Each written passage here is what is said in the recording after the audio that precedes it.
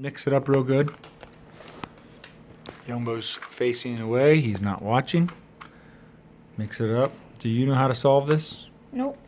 This is the 2x2 Rubik's Cube. It should be really, really easy for just anybody to solve it, right, Tommy? Mm-hmm. Yeah, right. You can't solve it. Neither can I.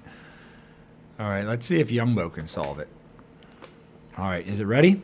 Did you mix it up real good? Mm-hmm. All right. No particular order.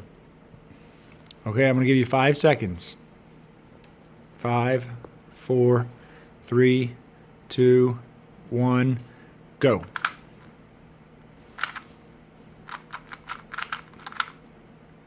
What? It's done. That was about 8, 9 seconds. Wow. Let's call it 8 seconds. That was really fast.